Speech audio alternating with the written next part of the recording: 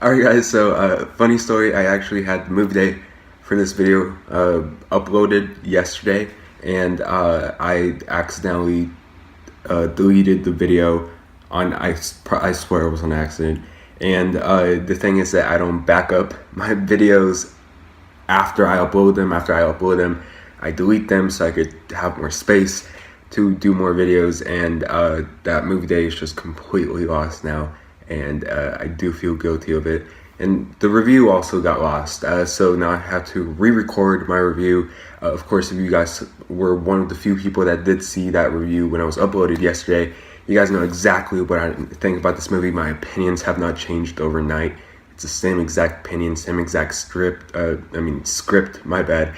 But for those of you guys who haven't seen the review for this movie, well, I'm going to be reviewing Glass. I did see Glass in the Dolby cinema opening day.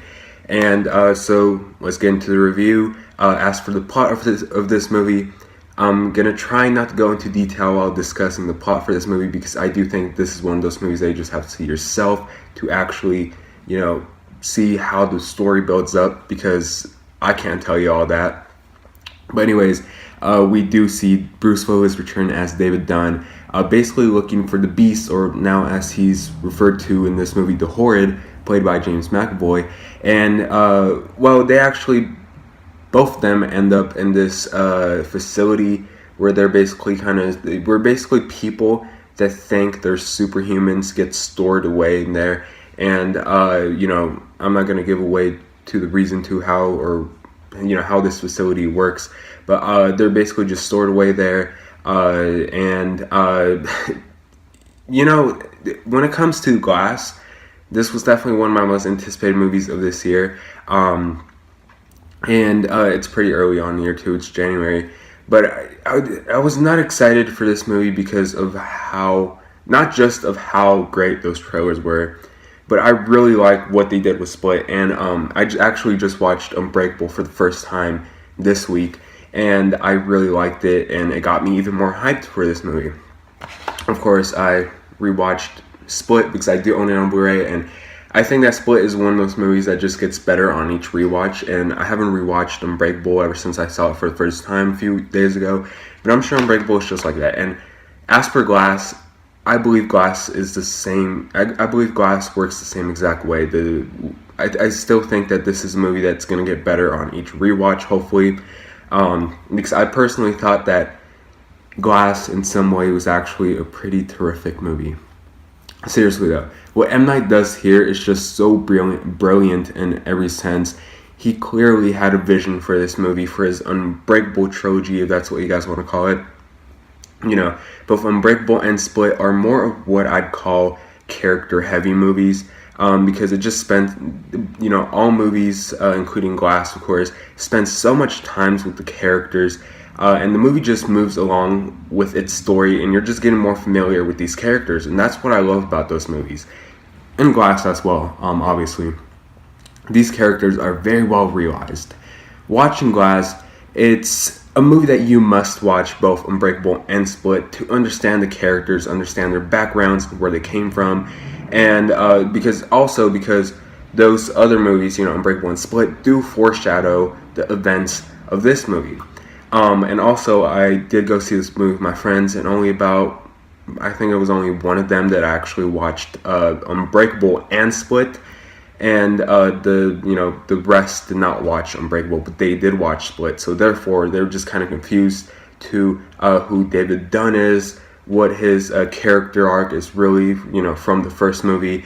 And this is why I say that you do have to watch both Unbreakable and Split, not just Split, but Unbreakable as well, to understand not just the story, a little bit of the story in this movie, but to understand, most importantly, the characters. James McAvoy is already what I'd say the best performance of the year. He is seriously so fucking great here. I love seeing him knock it out of the park. Just what he did with Split, he plays all these multiple different characters, and he just does an amazing job in doing so. I did like seeing Bruce Willis returning as David Dunn. It's nice seeing his character back. And Sam Jackson as Elijah Price. He had a minimal screen time, but I still thought he was pretty good here. Sarah Paulson also plays this new character in this movie. who for who she was, I thought she was terrific in this role. I really liked her a lot in this movie. And of course, some of the returning characters from both Unbreakable and Split. We have David Dunn's son, who's all grown up here, Elijah's mom, Anya Taylor-Joy's character from Split. They just all mark their purpose here, and none of these characters feel pointless. They don't feel like they're there just to be there. They actually have a reason to be in here. And but the movie, I guess the movie is a little overstuffed with its characters. We'll get to talking about that in just a few seconds. And I will admit that I do love the first 45 minutes of this movie. Seriously, I thought that the first act of this movie was flawless.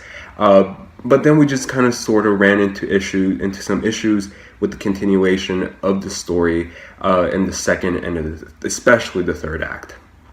The movie is just, the movie suddenly was just more of a slow burn, and it really just did have some pacing issues, which I personally didn't mind. I mean, I kind of expected that, and obviously if your biggest complaint about this movie is because of how much of a slow burn and slow movie this movie is, then you guys clearly never seen a M. Night Shyamalan movie. That's how his movies just tend to be, and I didn't really have a problem with that in this movie in particular. But I was invested in the story, and I just was not bored at all. But I did feel the runtime. There's just some scenes in this movie that just kind of dragged out to an extent. They just felt longer than they needed to be, and I felt like they kind of did that on purpose just to extend the runtime. And I also feel that there was not an equal balance with these characters. The movie suddenly has, in the first 45 minutes of the movie has a lot of focus on David Dunn, heavily for the first half of the movie, I'd even say. And then entering the second half of the movie, I forgot that Sam Jackson's character, Elijah Price, was in this movie. So then they just shift away focus from David Dunn and they put it on Elijah. And then you just, the movie just starts focusing more on Elijah, that you forget that, Bruce Willis is even in this movie. You just start to forget. And, this movie just doesn't have a fair and equal balance when it comes to its characters. And of course, we have James McAvoy in the middle of both these characters having equal amount of screen time with each character. But the movie just doesn't have a fair balance with its characters, which I just find annoying. And especially when they're the three main characters, I think that it should at least have some type of equal balance. At least that's how I felt about it. And also, talking about the third act, I thought it was satisfying enough. But without any context or spoilers, what they did with the characters in the end of the movie just kind of felt, in some way, just felt lazy. It just felt like they just forgot that the movie was going on for too long, and they just decided to end the movie as they did, and it just kind of felt rushed, lazy, but at the same time, I didn't hate what they did with the characters then. I thought it was a pretty ballsy move, and especially coming from M. Night Shyamalan, what he decided to do with these characters, I'd say felt kind of lazy and rushed, but at the same time, it also kind of felt like the right move. And, also, without giving anything away, the actual ending to this movie, I did not mind the ending to this movie. I actually really liked the ending. I'm probably in the minority here. A lot of people hated that ending, and personally, I thought it was a really smart move and a good path to go when it comes to ending the trilogy between these movies. Yeah, that's what I thought about Glass. I know that this movie is going to divide a lot of people on not just the ending, but on the actual movie itself. I know a lot of people that love this movie, and I know a lot of people that kind of hate this movie. And, it's whatever you think about this movie, that's fine. That's all on you. I guess it really depends on the type of movies that you like, or what you expected from this movie. Because I know a lot of people expected a full-on action spectacle from this movie, or seriously, I don't know what you guys were really expecting from this movie, but I guess that's what you guys were expecting, and that's why a lot of you guys probably felt disappointed. But if you're expecting something along the lines of Unbreakable, then you're going to be satisfied enough, just like I was satisfied enough with this movie. In fact, I actually thought this was a pretty great movie, and I kind of love this movie. But I do have those problems that kind of took away from my enjoyment. So, with that being said, personally, I'd say this movie is a movie that's worth paying full price for. And with that being said, for now, I'm gonna give Glass a B plus. The reason why I say as of now is because I do think this movie is going to get better on a rewatch, just like Split.